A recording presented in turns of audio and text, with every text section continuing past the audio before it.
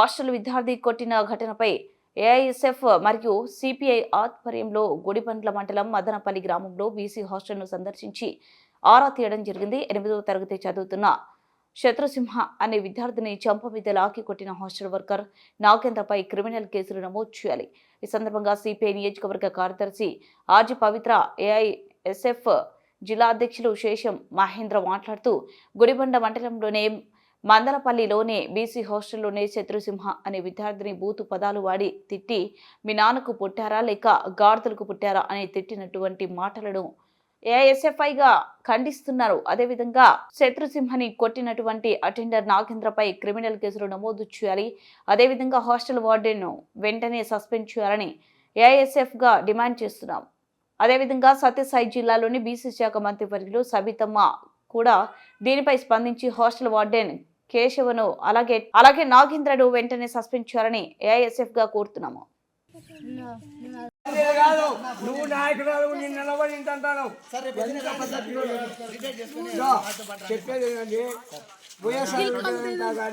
ఈరోజు అఖిల భారత విద్యార్థి ఫెడరేషన్ ఏఐఎస్ఎఫ్ ఆధ్వర్యంలో గుడిమండ మండలం మందలపల్లిలో ఉన్నటువంటి బీసీ వెల్ఫేర్ హాస్టల్లో సందర్శించనుంది.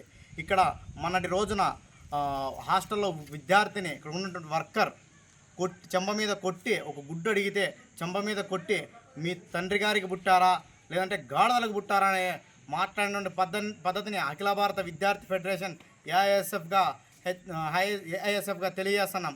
అదేవిధంగా ఇక్కడ ఉన్నటువంటి డీబీసీ గారు కానీ ఇక్కడ ఉన్నటువంటి ఏఎస్డబ్ల్యూ గారు కానీ ఇక్కడ ఉన్నటువంటి విద్యాశాఖ మంత్రి కానీ అదేవిధంగా ఇక్కడ ఉన్నటువంటి సబితమ్మ గారు కానీ ఇక్కడికి వచ్చి హాస్టల్ని సందర్శించిన పాపాన పోవడం లేదు. ఇక్కడ ఉన్నటువంటి వార్డెన్ గారి దగ్గరికి వచ్చి అయ్యా ఏమైందయ్యా పరిస్థితి అని అడిగితే మేము మీకు అవసరం లేదు, మీరు ఎవరు, మీకు సమాధానం చెప్పాల్సిన అవసరం లేదనే పద్ధతిలో ఇక్కడ ఉన్నటువంటి హాస్టల్ గారు వ్యవహరిస్తున్నాడు. ఇక్కడ ఉన్నటువంటి విద్యార్థులకు నాణ్యమైనటువంటి భోజనం పెట్టడం లేదు, మెనూ ప్రకారంగా ఫుడ్ పెట్టడం లేదు.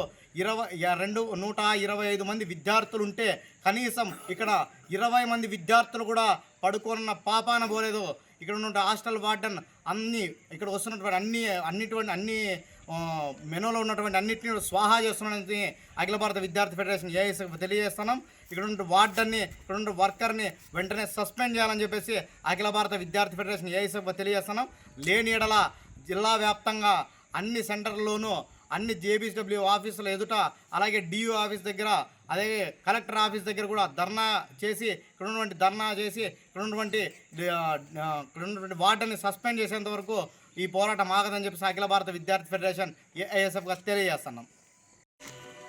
గుడిబండ మండలం మడకచిర తాలూకా మందనపల్లిలో ఉన్నటువంటి బీసీ వెల్ఫేర్ హాస్టల్లో నిన్నటిగాక మొన్న ఈ 4 రోజుల కిందట ఒక అబ్బాయిని హాస్టల్లో ఫుడ్ తినేటప్పటికి అన్నం తినేటప్పుడు గుడ్డు అతనికి మెనూ ప్రకారంగా గుడ్డు అడిగినందుకు నాగేంద్ర అనే అతను ఒక వర్కరు తనకి తీసి చెంపకి కొట్టడమే కాకుండా బూతు పదాలు ఉపయోగించి మీరు మీ నాన్నలకు పుట్టలేదు గాడిదలకు పుట్టినారా మీరు అని చెప్పేసి చాలా బూతు ఉపయోగించి మాట్లాడడం కూడా జరిగింది. అంతేకాకుండా చేయి చేసుకొని కొట్టడం చాలా దారుణమైన పరిస్థితి.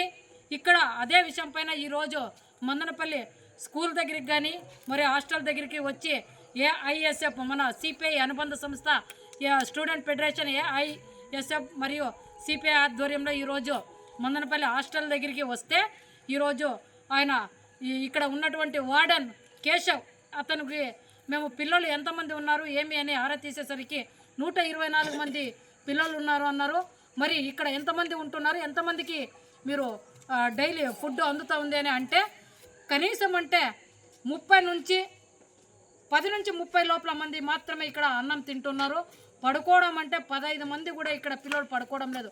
ఎందుకంటే కేశవ్ ప్రవర్తన కానీ ఇక్కడ పనిచేస్తున్నటువంటి వర్కర్ నాగేంద్ర కానీ కరిబడప్ప కానీ వీళ్ళ పనితీరు బాగలేక మరియు అలాగే పిల్లలకి ట్యూటర్స్ కూడా లేరు. ఇక్కడ విద్యా బోధన వీళ్ళకి 10th క్లాస్ చదివే అబ్బాయిలకైతే అబ్బాయిలు ఏమైతే ఉన్నారో వాళ్ళకి ట్యూటర్స్ లేక చాలా ఇబ్బందులు పడుతున్నటువంటి సందర్భాలు ఉన్నాయి ఇక్కడ.